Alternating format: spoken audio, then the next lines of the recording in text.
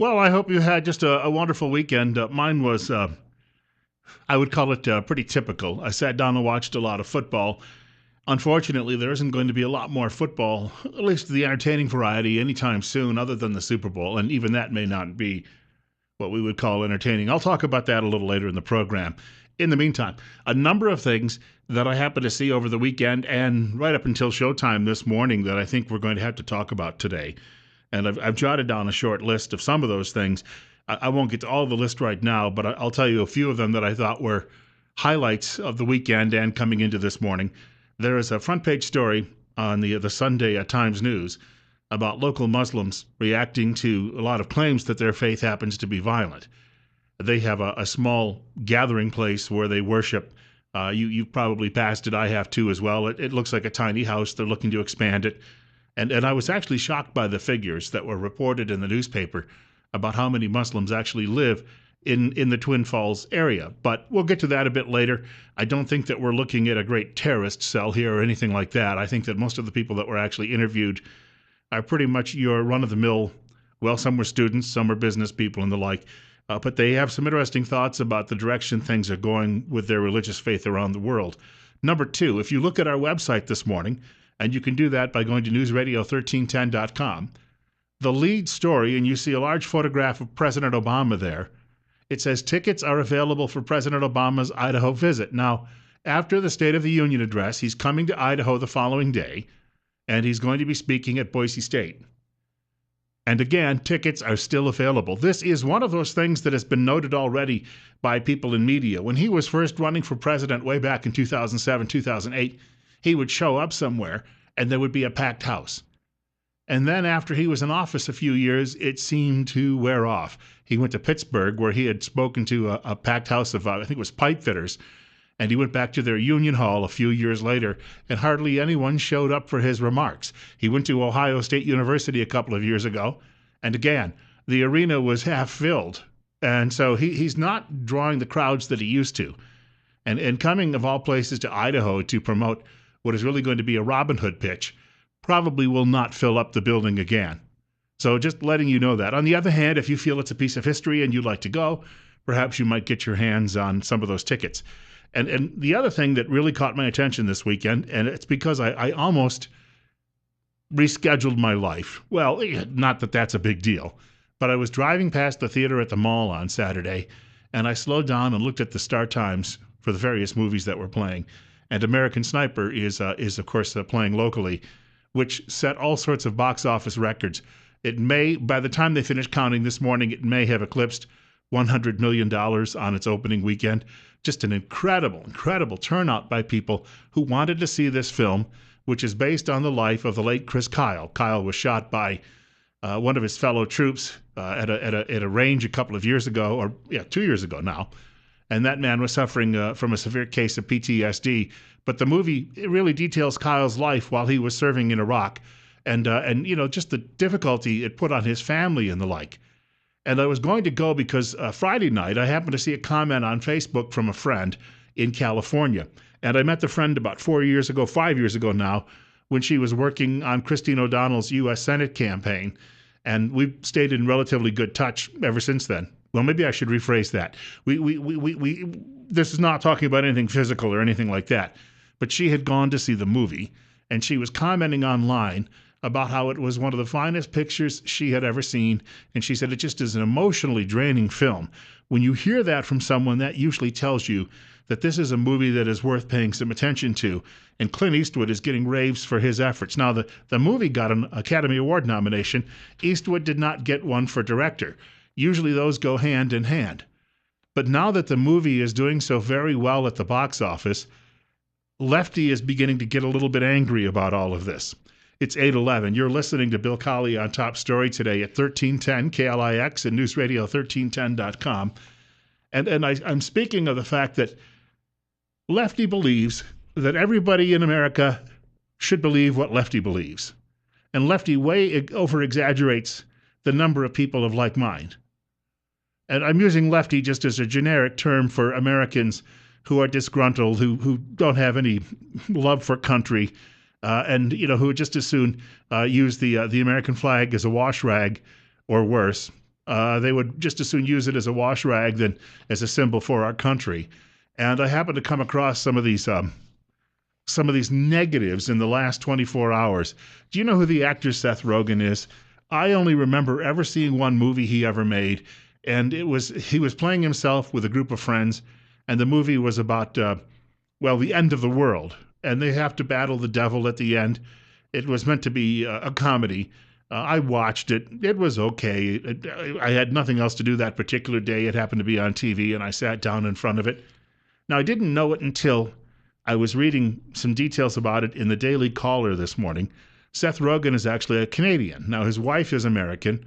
I suspect that he may have since then become a naturalized American citizen. But he has no background for love of country when it comes to the United States of America. And here's the headline in the Daily Caller. Seth Rogen, American sniper like fake Nazi propaganda film. So there you go. He's equating this movie, which set all sorts of box office records over the weekend. He's equating it to a Nazi propaganda film.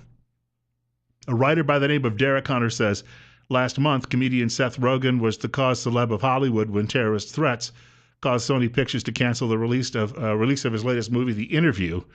He is a Canadian that mentions by birth, married to an American, but he's still seizing an opportunity to smear the life story of Navy SEAL Chris Kyle.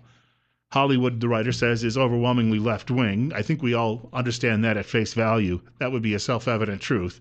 And the writer says has released a string of anti-war and anti-military movies that have been box office flops. In that word, American Sniper is an anomaly.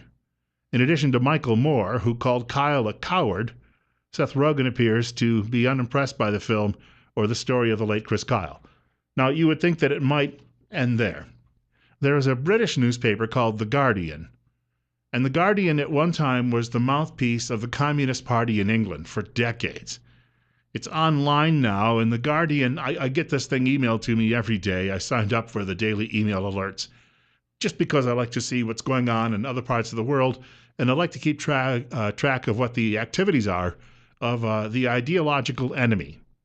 And there's a writer, she has a column today in that newspaper. Her name is Lindy West. I looked her up online after reading this, and if you see her online and some of the images, you can understand why she might be a very, very angry and sullen person.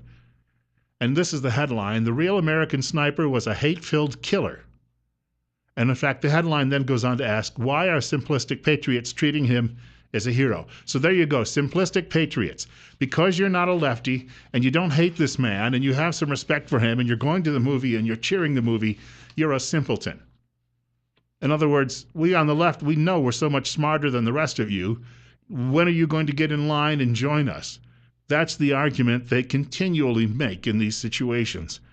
And she goes on to say, much of the U.S. right wing appears to have seized upon American Sniper with shallow comprehension, treating it with the same unconsidered rah-rah reverence that they would the national anthem or the flag itself. Now, you've got to remember, this woman was never asked for a date when she was in high school or college, and probably never has been asked on a date since. So she's got a lot of axes to grind in her personal life, and I'm sure that it manifests itself in columns like this. She goes on to write, how much, if at all, should Eastwood, that means the director, Clint Eastwood, concern himself with fans who misunderstand and misuse his work? If he intentionally or not, she writes, makes a hero out of Kyle, who bare minimum was a racist who took pleasure in dehumanizing and killing brown people, is he responsible for validating racism, murder, and dehumanization? And she goes on to write, is he a propagandist if people use his work as propaganda? And I just highlighted one other little piece, a couple of sentences in the final paragraph. She says, and she's describing Chris Kyle, a straight-up serial killer exploiting an oppressive system that, yes, also employs lots of well-meaning, often impoverished, non-serial people to do oppressive things over which they have no control. In other words, she's saying that aside from Chris Kyle, who she views as a serial killer, that his fellow troops are impoverished people, obviously walking around hayseeds with their teeth rotting out of their foreheads, so they have to join the military for that reason, and then they're forced to do things that they don't like. And I think that's the typical view of the American left when it comes to American patriots. And never the twain shall meet. But I think that we have to be forever vigilant because these people have control of 95% of the media. They have control of the entertainment industry. They have control of the White House. Luckily, to a lesser degree, Congress anymore, albeit all of these people we hear that are moderates are certainly not trustworthy. But they have the means to foster their thinking process and to set the agenda on discussion. And it's not what the majority of Americans tend to believe. And this is a serious threat to our culture going forward, to the survival of our culture, because these people have just been chipping away at it. This Alinskyite notion that if you just keep chipping away at the base, it will collapse, and then they can build their socialist paradise from the rubble. And we know how that's worked historically, don't we? And so they're all focused now on one movie that they're going to attack. And of course, Eastwood has come under attack before for the speech he gave at the GOP convention a couple of years ago. The lefties absolutely hated that as well. They said that he was senile, that he'd lost it, simply because he would not get down and lick the boots of the President of the United States as they do. It's 8:18. You're listening to Bill Colley this morning on Top Story on News Radio 1310 KLIX and newsradio1310.com. Look, following the other side of this break, I'll take some telephone calls if you'd like to comment on this. The telephone number, if you don't know it, you can write it down. It's 736-0300. That is 736-0300. Or if you've got a photographic memory, you don't need to bother writing it down. Although the photographic memory in most people, I think, is greatly exaggerated. I've only known a couple of people in my entire life who I would even put near that category, and I wouldn't say that they were completely 100%. They did not have that ability. Some of the other things we've got coming up, about 8:30 this morning, or just after the 8:30 break, we're going to be joined by Randy Staples, and he's going to talk with us about a couple of things. One thing that I noticed on his site, and it's it's one of those rare moments where I happen to see a picture of a firearm, and there was no negative connotation attached. That's interesting. And number two, we're going to talk a little bit about driving and the safety of roads, and the need to replace certain bridges and resurface some of the roads, or at least rebuild them, in order to give a boost to the local economy, which I think most people understand needs to be done. The argument is, how do we do it? So some of those details are coming up a little later in the show. Oh, one other quick thing too, before you hear some fine messages from some fine sponsors. The man who was accused of not getting a license when he shot the wolf for illegally holding the pelt, I want to bring this up a little bit later. It happened in northern Idaho last week. Well, it happened some months ago, but the story broke last week. And I have some thoughts about big government and what it happens to be doing when you get bureaucrats involved. That's on the way. Right now, 36, looking for a high of 44 today. It's 20 minutes after 8.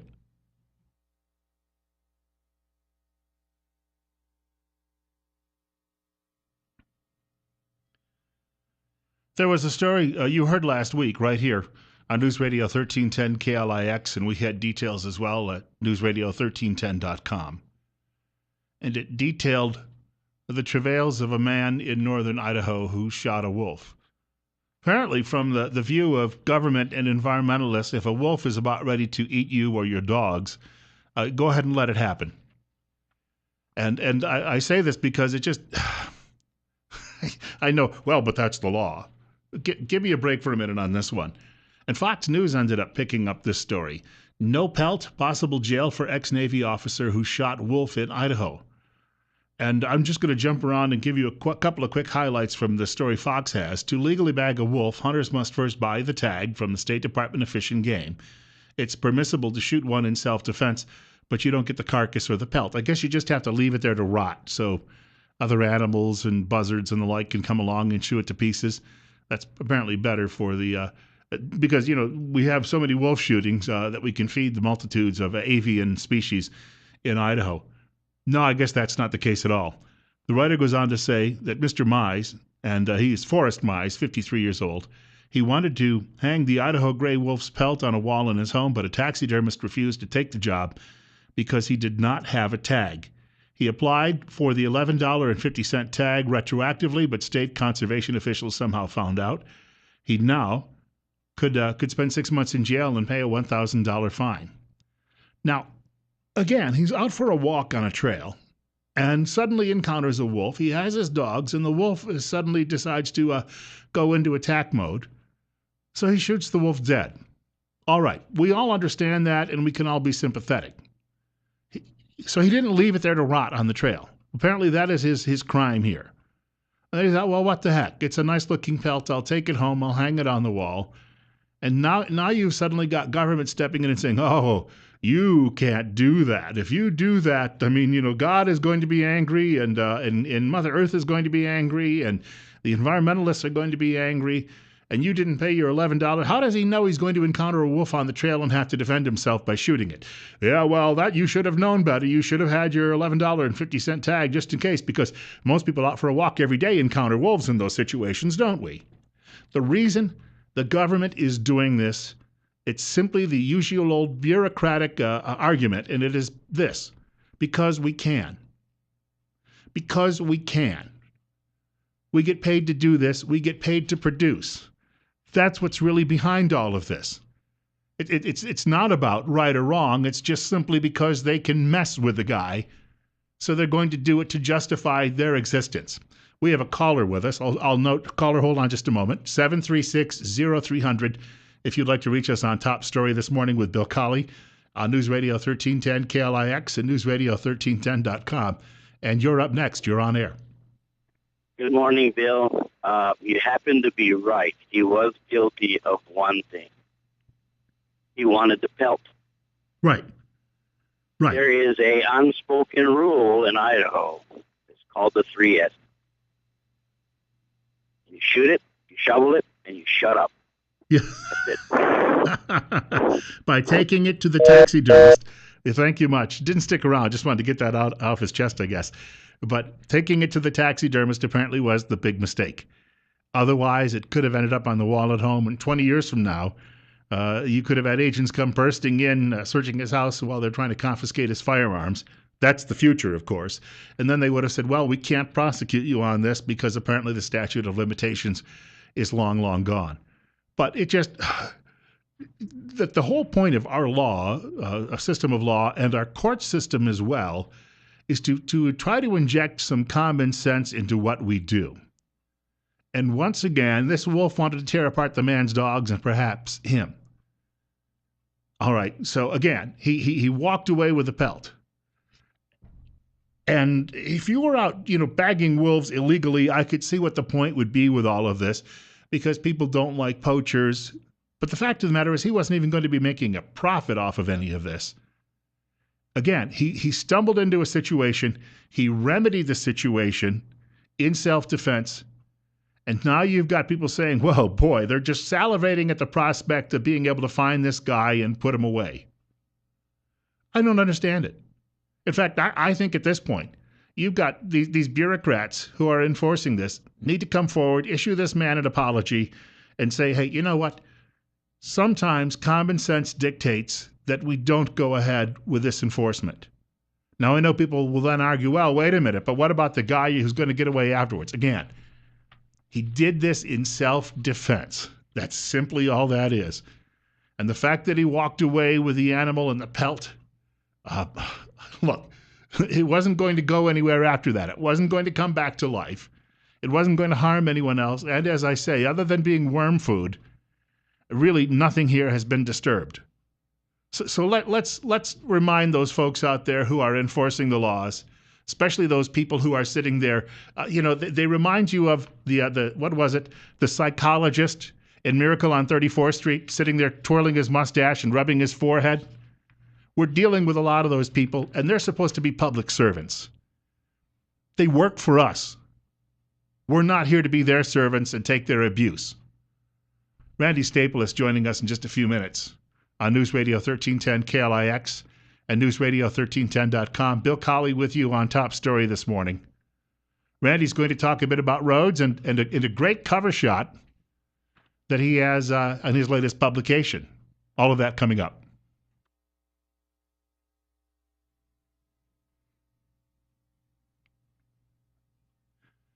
The publisher of Idaho Weekly Briefing joins us on Monday mornings on Top Story on News Radio 1310 KLIX and newsradio1310.com with Bill Colley. Randy Staples also has a regular newspaper column as well. And he's going to spend a few minutes again with us this morning on the program. Randy, first of all, welcome back. Good to be here. Hey, right off the top, I was reading this morning. You had sent along the Idaho briefing, weekly briefing, and I noticed at the top there's a picture of a firearm. By the way, we should point out it's a non-judgmental photo. There's no editorial position here, but you're discussing some efforts by some local people for an upcoming event. Can maybe you just tell us briefly what that is? That's it's called SHOT, the larger statewide event. There are a number of people, number of manufacturers in Idaho that produce parts for guns. Largest concentration of them actually up in the Lewiston area.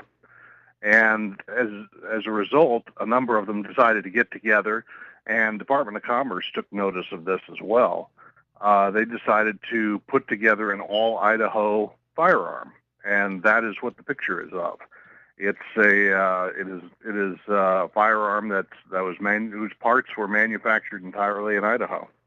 It's rare that we see a product like that you could find, because in this day and age, so much globalization, things are manufactured and shipped in pieces all over the world to one spot for assembly. But here you go.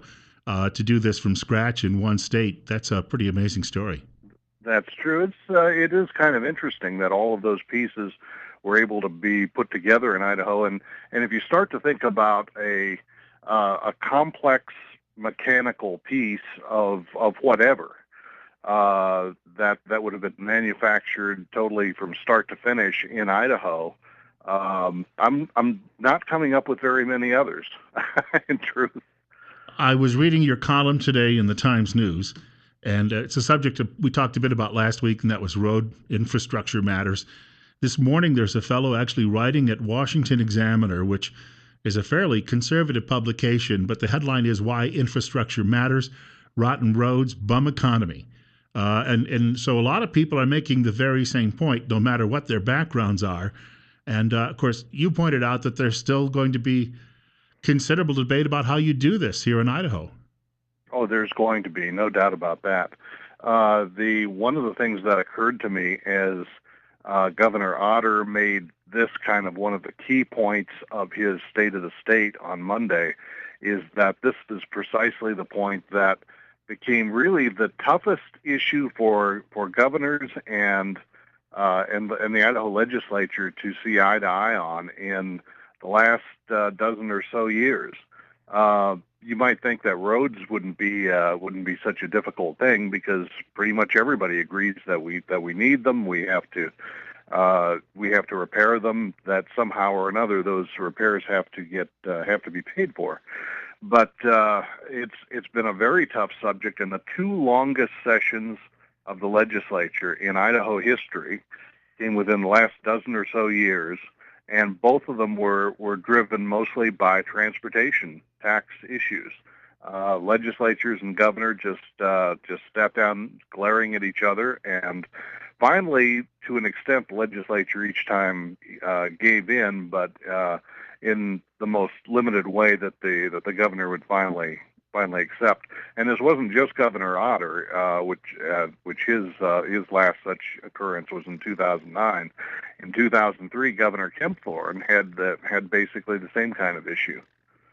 I think we should note that in your column you actually discussed just the number of bridges that are in need of serious repair, and that things are only going to get worse. I mean, this will grow exponentially if nothing is done.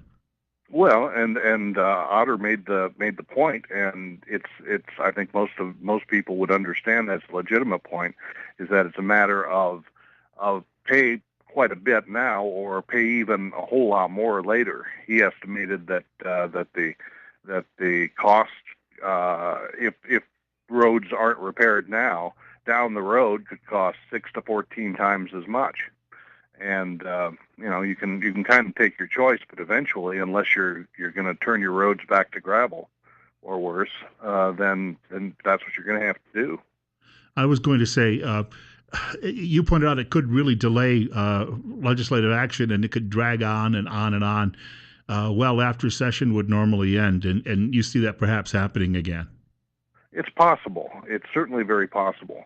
Governor laid down a very clear ultimatum, or what looked to me like an ultimatum, in his State of the State, that you must do, this is something you must do, and he also laid down some terms. He said you cannot take from other budgets in order to accomplish this. You're going to have to find some other way to do it. And the only other way to do it that I can think of, at least, is to raise some sort of taxes or fees or some combination. I'm not really sure what other means there is. And there are a lot of legislators who simply are very, very, very resistant to raising any kind of taxes. I've seen that before. There will be some rough talk as we go along.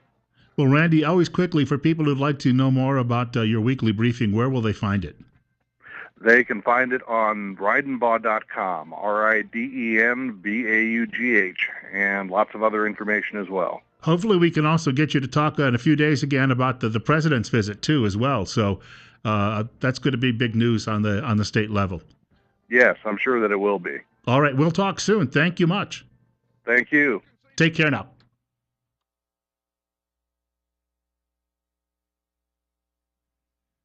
I referenced this briefly while we were talking with Randy Staples a couple of minutes ago, and this is out of the Washington Examiner this morning. Robert Puentes, and he's with the Brookings Institution, and he's writing about roads and why we need them. It's my understanding that the people who put together the United States in the very beginning felt one of the primary responsibilities of government was to keep the roads open so we could keep trade going. And he's writing, and again, he's not writing in a liberal publication. He says that concrete, steel, and fiber optic cable are the essential building blocks of the economy. So we've gone beyond just roads, is what he's trying to explain in all of this.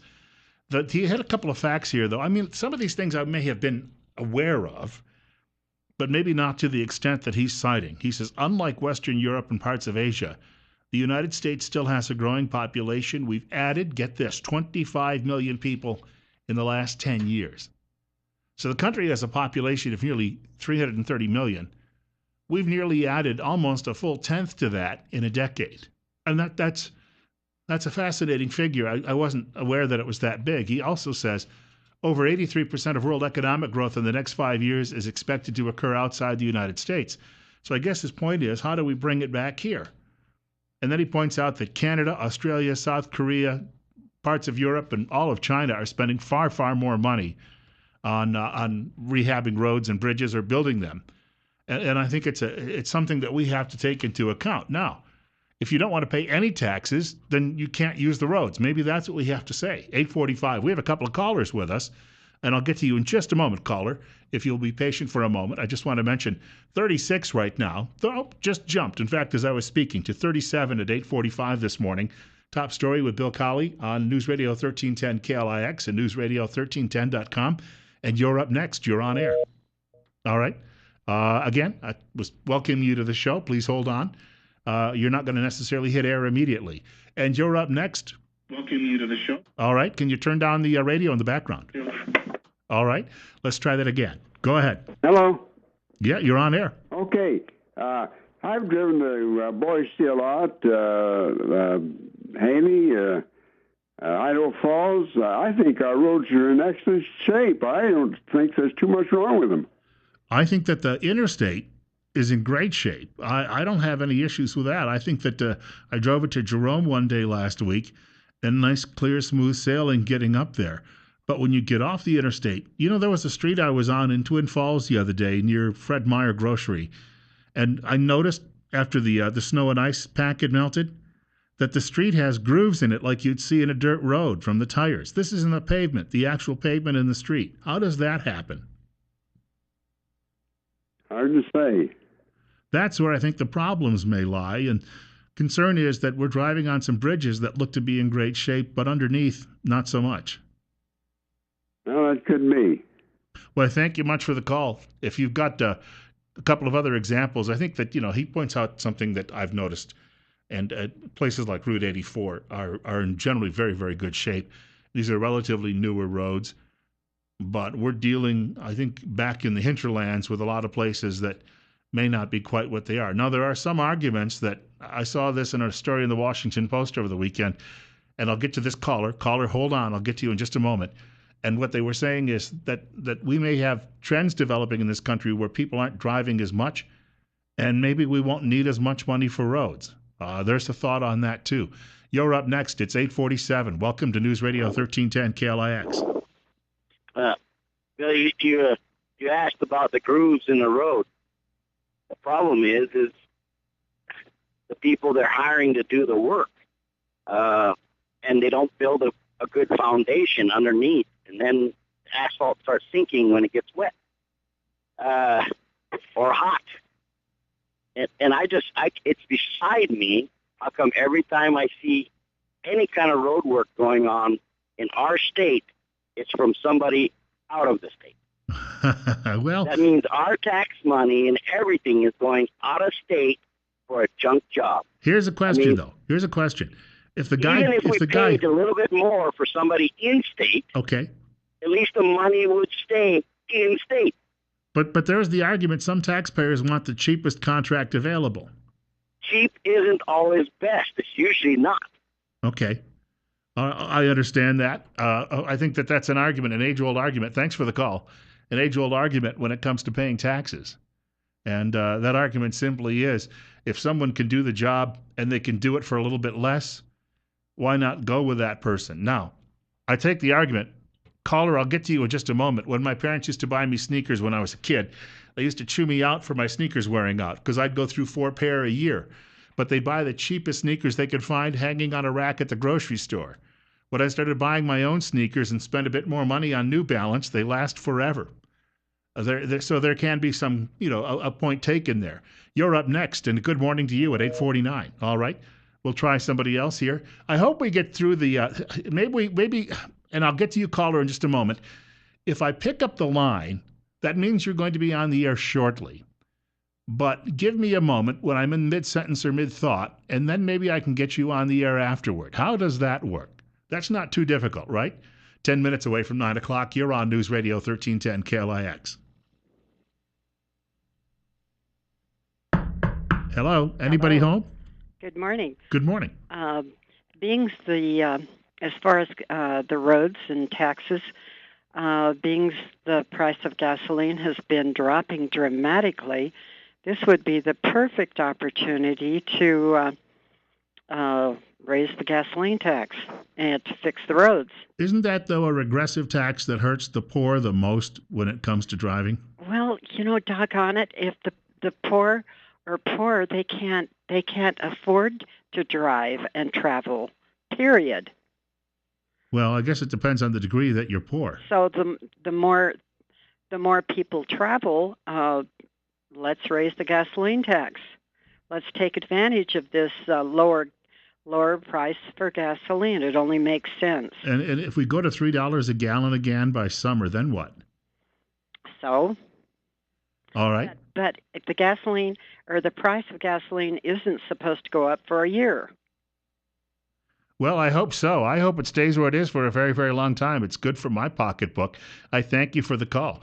And you're next. In fact, you're on the air on Top Story with Bill Colley on News Radio 1310 KLIX and newsradio1310.com. Hey, good morning. I just love that. Let's just raise the taxes on everything. It'll fix everything, right? Hey, I've called him before about the roads. They keep talking about how good the interstate is. Well, you can knock the front end out of your brand new interstate. And I've driven up the city roads like Poland. It's a brand new road. And I thought I was going to knock the front end out of it the other day. I hit a big old crater out there. They just leave it. They don't fix them. I was driving on Pole Line the other day and up around behind the mall and up near the temple. And I also noticed that we had a lot of frozen snow on the roads, and it was like driving over a cratered surface. Yeah. Yeah. Okay, thanks. Thank you. I just wonder how difficult it would be to have the plow push that off to the side so it would be a little bit, driving would be a little smoother. Now, we are asking people to be more responsible for themselves in these situations. And so perchance when I'm driving on a street like that, I have to slow down. That is something that I should know as well. A self-reliant person might think about those things. But I hit some spots on Saturday while I was driving on some of those streets. And believe me, I got a rattling out of all of that. The woman who mentioned the gasoline tax. Now, whether you're opposed or not, I think you're going to see it happen. And we mentioned this last week that it's likely on the way. I don't know how you could see it otherwise. And I had a clipping. I mentioned that reference from the Washington Post. U.S. car travel has been on the decline for a decade. Will cheap gas change that? It's been on the decline because a lot of younger people, if you've noticed this, even in non-urban areas, a lot of younger people aren't going into debt by buying automobiles. Instead, they're taking public transportation. I have a friend, his son is, in his mid-30s. He's never owned a car, but he can get back and forth to work on his bicycle. I should also note he's in great condition. Cardiovascular system is doing just fine. And more younger people are moving to larger urban areas. One reason they're doing that is because they can jump on subways and buses, and they can get around in those particular situations. But I think that a lot of people are eyeing this price in gasoline now and saying now is the time to raise that tax. A lot of you I know have watched The Five, which is a TV show on the Fox News channel at 5 p.m.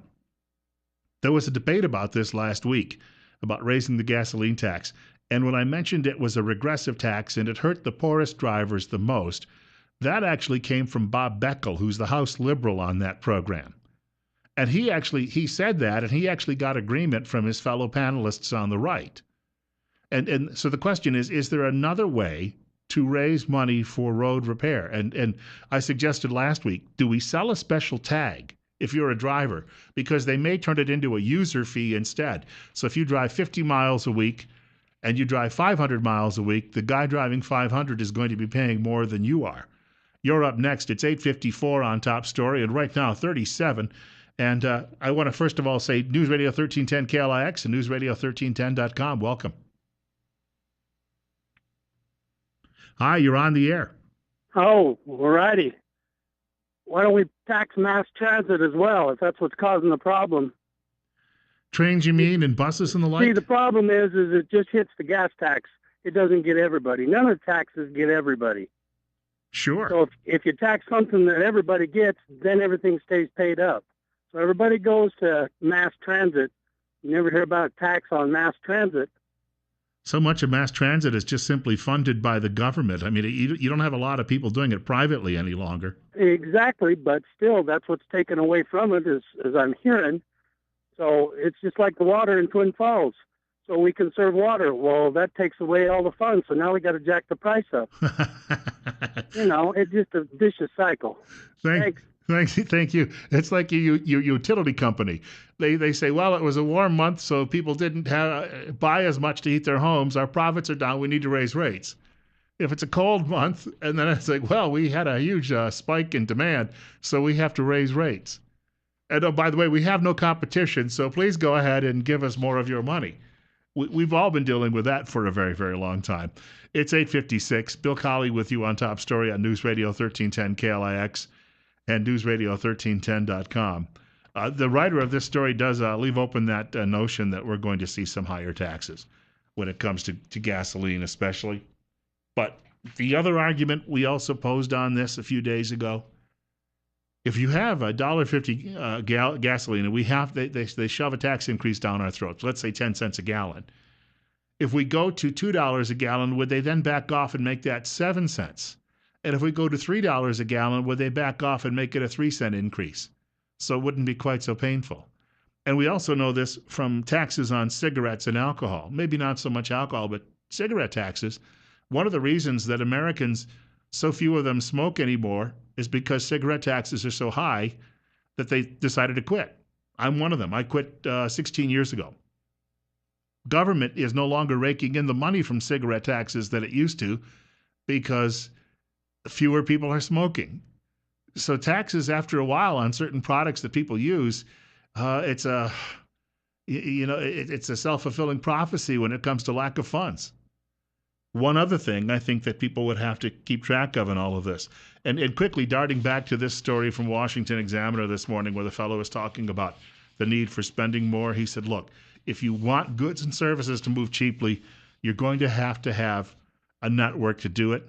And I mentioned how much more other countries are spending. Now, that doesn't mean monkey see, monkey do. We don't have to do it because they are. But he says it accounts for 2.5% of the U.S. economy. 3.9% in Canada, Australia, South Korea, 5% for Europe, and 9 to 12% in China. Of course, China had money for a number of years. Things have slowed a bit. They had money coming in, hand over fist. The Chinese were taking this money from all of the little gadgets and plastic things we bought at Walmart that they manufactured, and they were simply plowing it in record amounts of our dollars into their infrastructure. It's not like they were actually feeding their people. They don't feel that they have to take care of 1.5 billion people. Only about 600 million of them, bring them up to our level, and then they can bury us for good. We have another hour coming up on the program. Mentioned earlier, President Obama is coming to Boise State. He's going to be speaking following his State of the Union address, trying to sell his plan. He is seeking tax hikes up the wazoo. I don't know any better way to put that. Even the Hill newspaper, which is not an enemy of the president, says he's playing Robin Hood.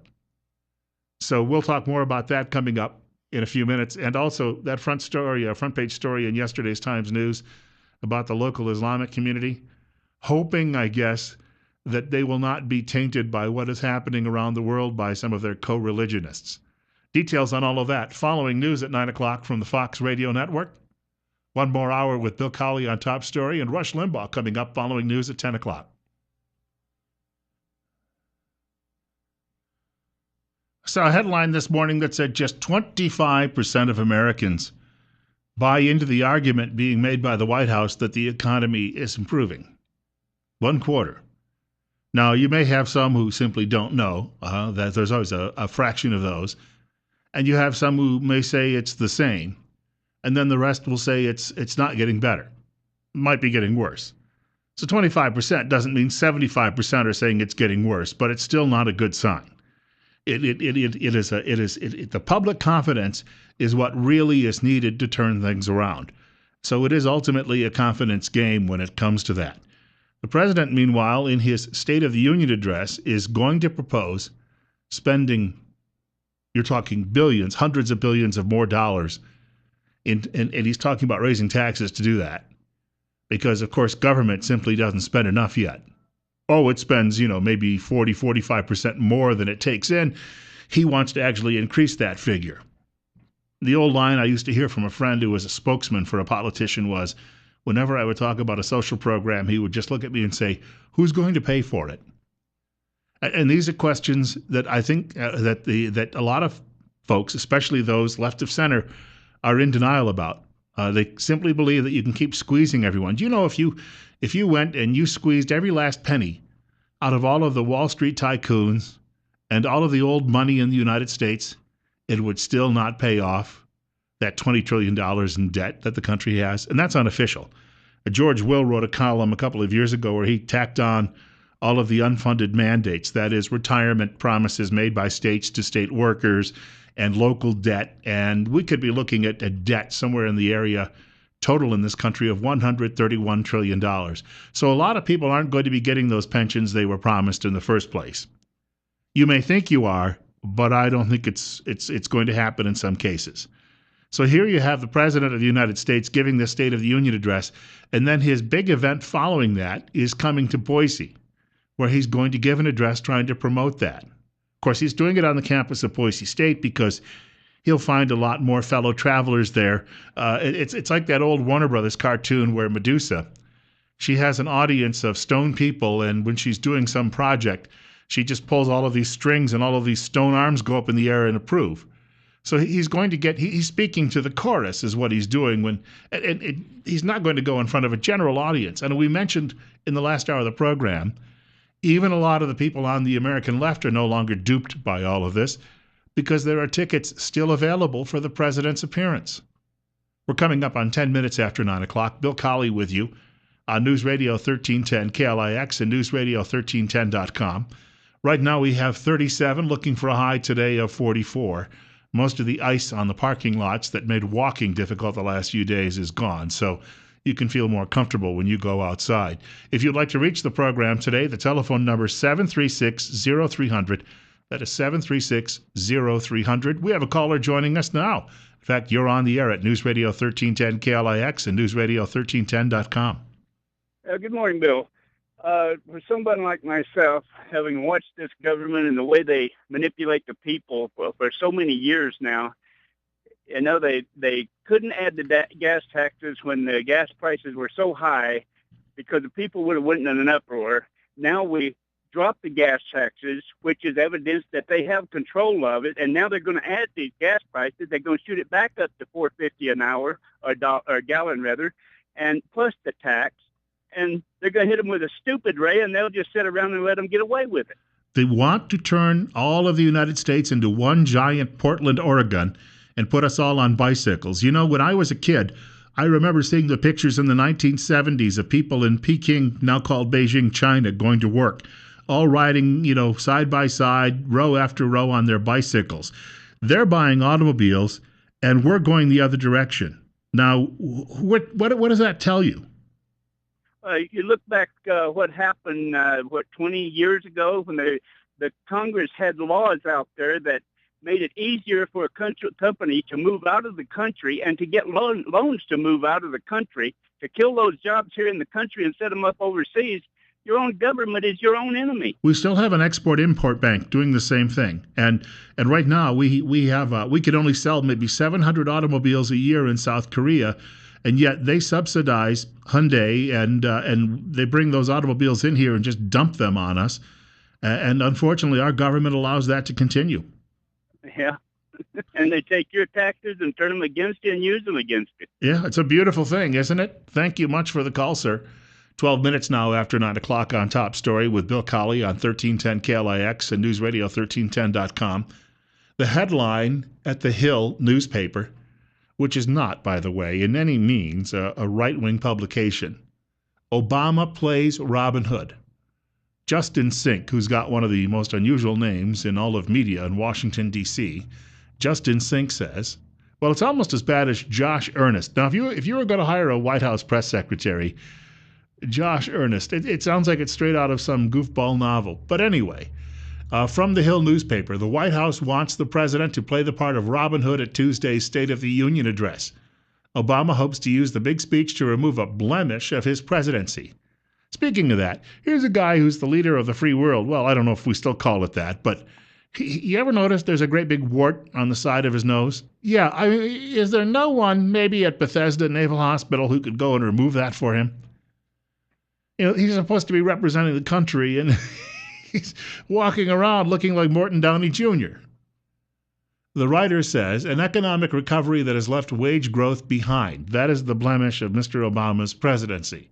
Obama wants to move forward with all of these populist proposals for the poor and middle class, and he wants to do so by taking from the rich in the form of higher taxes on the wealthy in Wall Street. Now, you've got to admit, I don't care what your perspective is on this, Wall Street has written the laws in many cases, and it is not any longer a level playing field for most people in this country. Why does Wall Street get to write the laws? Because Wall Street shows up on Capitol Hill with satchels just filled with cash, and your members of the House and Senate say, "Oh boy, is that a campaign contribution, or are you just glad to see me?" So we've got to figure out ways to control that and put a little bit of the egalitarian notion that helped found this country back into place. We have a caller with us at 9:14, and you're up next on News Radio 1310 KLIX. All right, another one of those patient callers. I don't know how we get through this. How do you think it works? I got to pick up the phone, and I've got to finish the sentence or the thought. Can I repeat that? And then I'll get to your call. And having me pick up that call and making you wait 10 seconds is better than letting you sit there waiting for the phone to get picked up, isn't it? Hi, you're up next at 9:15. Well, I like Hyundai automobiles. They're some of the best ones I've ever owned. And subsidized greatly by the South Korean government. Well, the South Korean government's a lot better than the North Korean government. Yeah, and unfortunately, that's beating our own industry over the head, isn't it? Well, I don't know about that. We have a pretty good partner in South Korea as far as holding the line against these.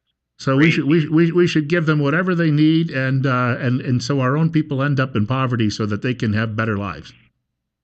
Well, I buy American when I can, but What I'm saying is, if you Do you know if you wanted to compare buy the that price, Sonata and that Sonata wasn't subsidized by the South Korean government, you'd be paying at least twice as much. yeah, but I don't know what your point is. It's not considered a capitalist system. And if you want competition, and if they have a good product, then let them manufacture that.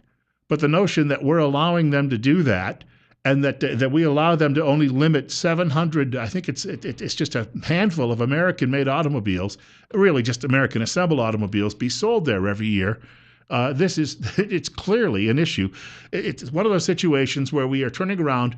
It's no different than taking your hard-earned tax dollars and giving them away to countries all over the world. And then you have people like Hillary Clinton saying, well, we need to do that. We need to do that to buy fealty. I know you can't afford to send your own kid to college, and you can't afford to buy a nice home any longer. And I know you can't afford to drive any longer, even with the cheap gasoline prices. But by golly, we need to ensure that South Korea beats us over the head. Because you know what? Golly gee, they're the good guys. My brother taught school in South Korea for a few years, and let me tell you something. It is nothing but a police state. It might not be as bad as the North, but he said as an American, he could go nowhere without some minder following him around. And he wasn't dangerous. He was just simply a school teacher. You're up next at 9:16 on News Radio 1310 KLIX and newsradio1310.com. And you're on the air with Bill Colley on Top Story. Once again, all right. Folks, remedial telephone calls. As I've just stated 2 or 3 times already this morning, if I pick up the phone and I go, hey, what's going on, in 2 seconds, wait for me to finish the sentence and then I'll get to your call. You know, it's like tying a knot. You do it once, you should be able to pick it up without having 3 or 4 other people telling you, all right, here's how you tie the knot again. All right, you're up next. Good morning. Good morning, Bill. You call me a conspiracy theorist over this, but Kelly and Jill got a little long in there talking when we were hanging on the air. I mean, I've done it a number of times, and I didn't hang up on them. They didn't get all these dropped calls. I think there's something going on here. If they make it look like nobody wants to talk to you, then we'll get Jill back on the air, and we don't want that. I don't think that's a really a big stretch for a conspiracy. I thank you much for the telephone call. No, it is true, though. I mean, I'm not going to drop myself in the middle of a thought or a sentence just to take the call. I want to take the call, but in order to do that, let me finish that thought, and then I'll get to it. And I'm trying to do my best for you because I've been on the other end of this. You dial and you brrr, brrr, brrr, brrr, and it goes on and on and on. I am trying to pick up that phone so you know that I am acknowledging you, so you don't have to sit there and wait, because sometimes the phone will just finally stop after a couple of minutes of doing that. And so, but if you don't want to talk, that's primarily up to you as well. I've mentioned it before. There are some callers, of course, who think that they're actually the hosts of the show, and my job is to just give them the floor and sit back and let them ramble on as long as they want. But that's really not how it works. And it's not supposed to. I mean, there's actually, I know it may be hard to believe, but some people look at talk radio and think it's just a free-form thing.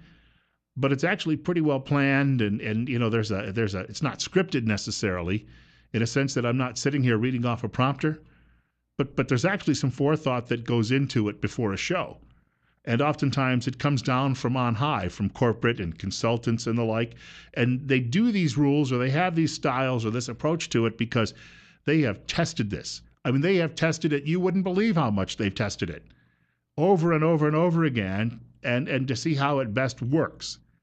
And so everything that we generally do here, whether you think you got cut off or that we didn't let you talk long enough or that we didn't let you change the subject, all of that is actually something that we've been taught to do in this business, because we're taught to do what works best. And by the way, stress business, because it is a business. As a boss of mine once said, radio stations are advertising companies that just happen to own transmitters. I think that's the best definition I've ever heard of it. And so therefore, we try to do what works best to enhance business. Because business, if you don't make a profit, you're not in business long. And that's how the system works. Not just here, but everywhere else. We have much more coming up. Hey, do you let your kids go out and wander the streets? Should you be allowed to do that, or should that be considered child neglect? Story coming up on that in just a moment.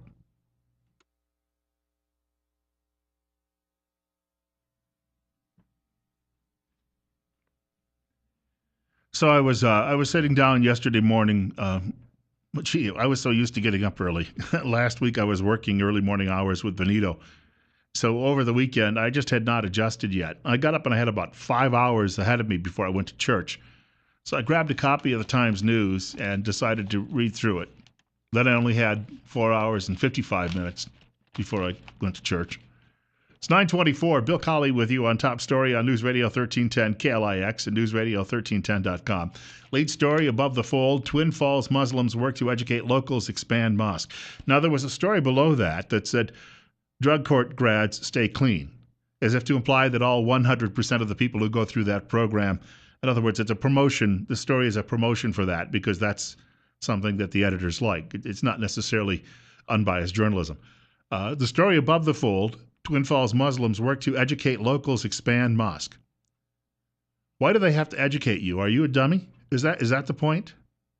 See, I don't know. There's an impressive number of people who live in the Twin Falls area who are actually of the Islamic faith. But I am not aware. Oh, there's the occasional prank from some stupid vandal, some 13-year-old kid in the neighborhood who thinks he's being funny. But I am not aware from what I can see that there ever has been a clash between these people and anybody else living in the area. Now, I know the story is done because somebody said, hey, we need a local angle on what's going on around the world. So they go over to the local mosque. There's a photograph here of an imam or an older gentleman patting a child on the cheeks. All I will say is there's that famous picture at the end of World War II where they have the children in uniform and the leader of the country is patting the children on the cheeks, saying, hey, congratulations, nice job. And I'm not trying to equate the two. I'm just telling you that a photograph like that, whether staged or not, is in this newspaper because the newspaper does have an agenda. And then there's a fellow here holding some beads, and the agenda is, of course, to say, well, hey, it's a little like Roman Catholicism or whatever. But the fact of the matter is these people are not what you consider to be dangerous people. They're here in small numbers, and these are people who are generally well integrated into the community. But the newspaper wants to go out there and try to tell you that, you shouldn't criticize them at all, joining with certain religious leaders who say we shouldn't make fun of other people's religious faiths. I don't tend to make fun of other people's religions. I have some objections to some other people's religions. That's why I'm not a member of those particular faiths. But I don't go out of my way to run down what they do.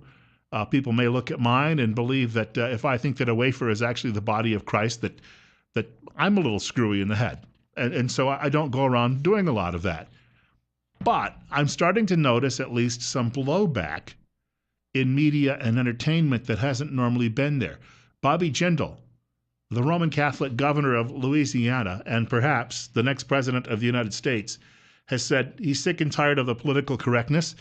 And in his view, we've got to stop walking around saying that Islam is a religion of peace. He said, because obviously it is not.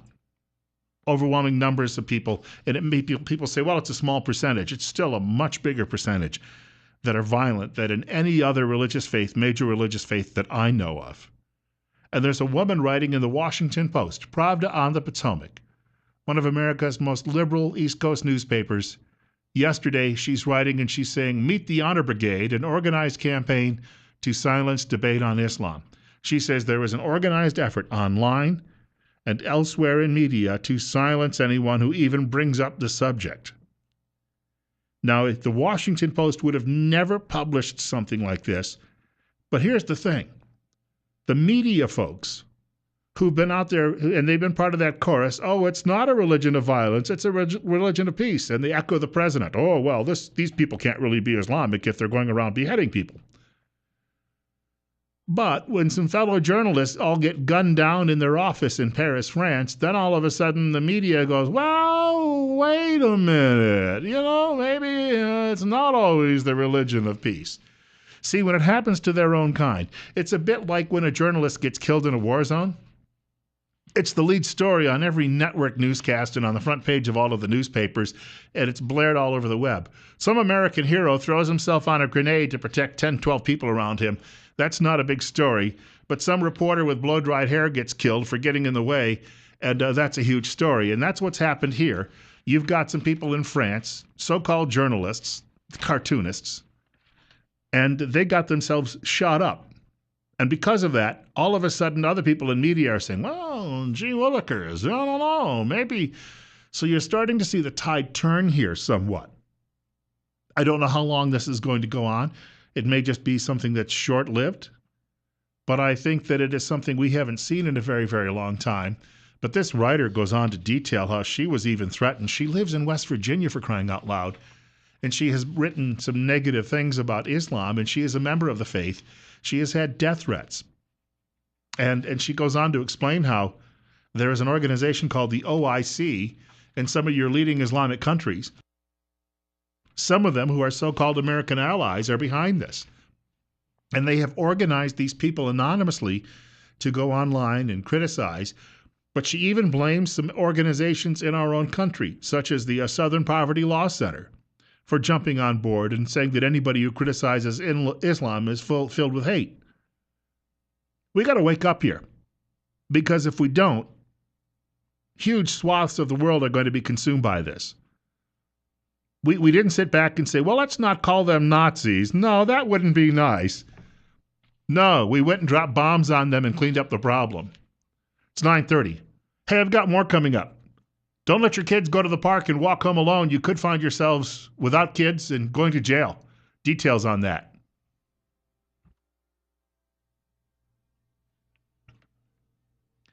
Just happened to see a very funny comment online. We talked about this last week, that the Reverend Al Sharpton is calling for a review of the Academy Award nominations because no people of color, as he put it, were nominated for Best Actress, Actor, or Supporting Actress and Supporting Actor. Lieutenant Colonel Alan West has responded by saying, well, tell you what, if we're going to do it this way, then we need to have more white players in the National Basketball Association.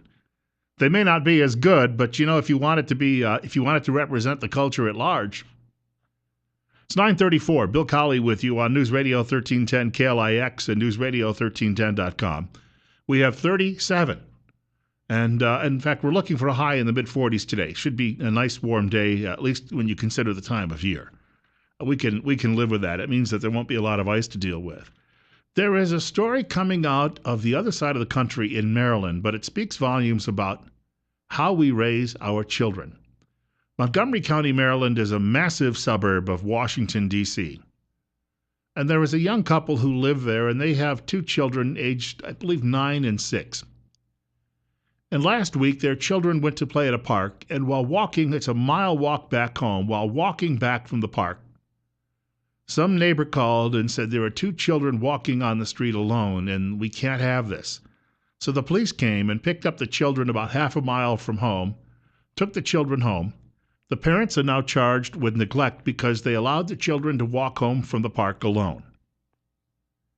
And the family is a little bit shocked by all of this because apparently the children walk the same distance to and from school every day, and no one raises any hackles about that. Apparently walking to school alone and walking home alone from school, that's okay, but walking to the park alone and walking home from the park alone is a sign of bad parenting.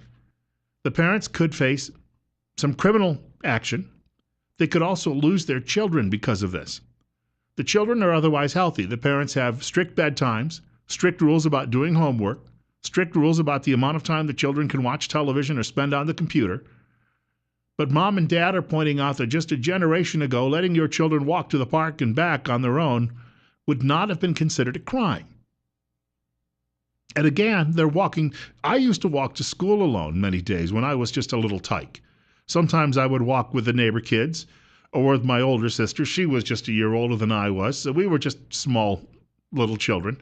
We had the advantage that some days, on really bad days, the chief of police was our neighbor, and he had a big station wagon, and he would load us up into the station wagon with some of his kids and take us to school and back. That was always interesting, getting a police escort. But for most of the time, we were walking on our own, and we had to walk down a hill.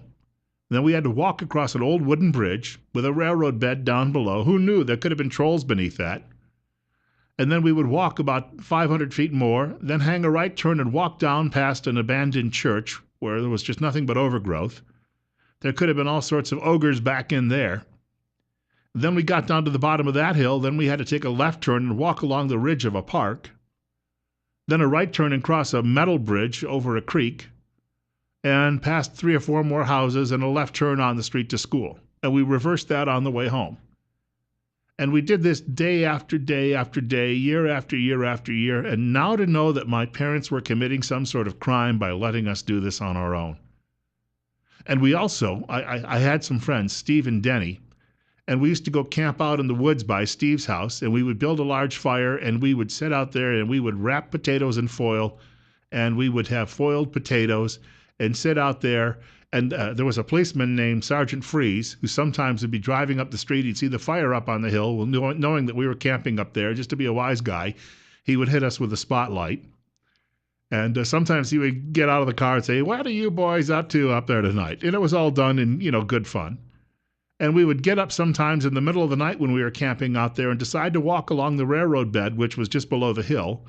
And we would walk the railroad bed, which was the quickest way to get around town, and go to the opposite end of town and goof off and do various things in the middle of the night. Then get back up on the railroad tracks and walk all the way back over to Steve's house on the other end of town, reverse the process, and maybe catch a couple hours sleep, and then get up in the morning and all wander home. And Mom and Dad never thought anything of it. We weren't getting hauled in for smashing windows or doing anything like that. But here we were out in the woods playing with fire, for crying out loud. We could have gotten killed. We could have burned down the town, but they still let us do it.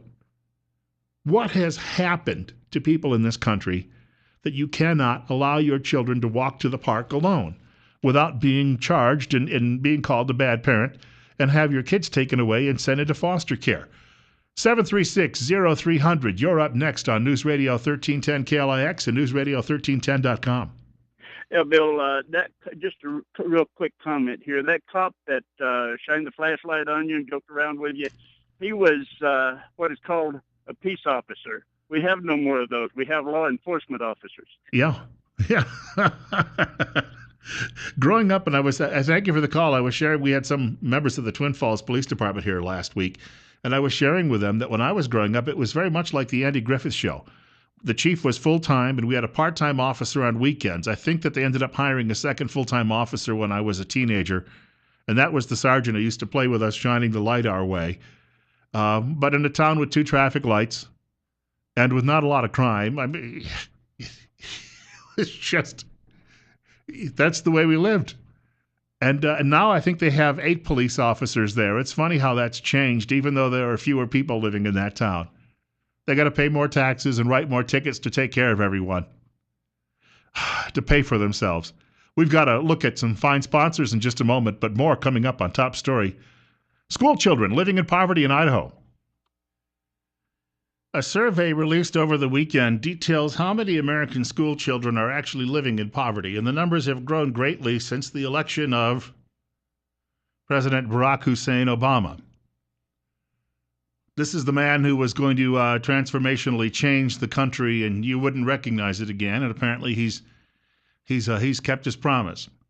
9:44. Bill Colley with you on Top Story on News Radio 1310 KLIX and newsradio1310.com. 37. 44 will be the high for today. The Huffington Post, normally an ally of this president, reported this on Saturday. More than half of American school children now live in poverty. There was a map included, and I was able to track down Idaho on the map, from 42 to 47%. So I don't have an exact number, but it's between that number, 42 to 47% of school-age children in Idaho live below the poverty line. Now, the poverty line is it's not necessarily a fixed point. It is assigned by someone who says, this is the dollar figure for the poverty line, so it can be somewhat of a subjective designation. But Idaho is just under 50%. Some states are far worse. Mississippi is, we had a writer a few weeks ago who locally who claimed that Idaho was like Mississippi, but Mississippi's number is like 80%. New Hampshire's is at 27%, but New Hampshire has some other advantages in that the state has been overrun by a number of professionals who are moving there to try to change as a direct cause. They are literally trying to take over the state, libertarians, and most of them are showing up and they work from home and they do startup business and they're entrepreneurs, and so Their kids are apparently living in homes and doing quite well. It's nothing to do with the tax structure there, which isn't really a whole lot different than that which you would find in a place like Mississippi. If you go just south of Idaho, places like Utah, Nevada, and California are all above 50%. So Utah is below the national average, but some very close neighbors are struggling with this very same issue and are above that 50% line. The writer says for the first time, more than half of U.S. public school students live in low-income households, according to a new analysis from the Southern Education Foundation. By 2006, the national rate was 42%, and after the Great Recession, the rate climbed to 48% in 2011. 4 years later, it is now above 50%. Now, for all of the promises that we had from this president and all of his enablers, that he was going to change the country and rescue us and turn things around, all we have seen, Michael Savage likes to refer to it as the Republicrats. You got two parties, and they both are salivating for campaign contributions from the big boys in business and Wall Street. The really big boys.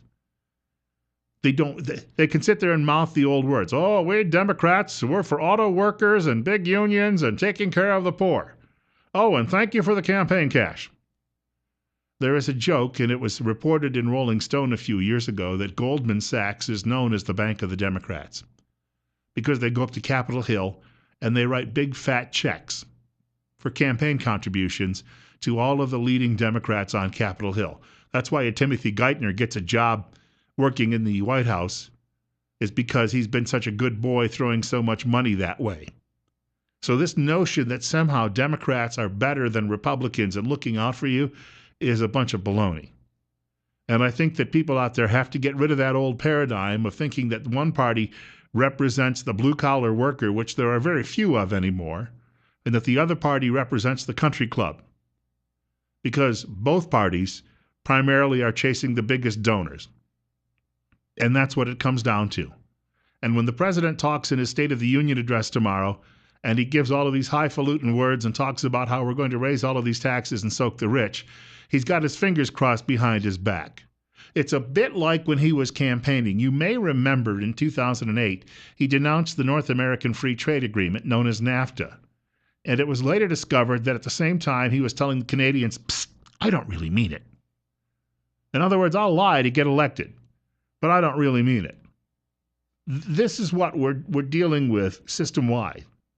And at some point, something's got to give. You will no longer be able to live this way. And I thought it was going to come much sooner, but it looks like it's still a good 10 or 20 years away before people finally get fed up and say enough.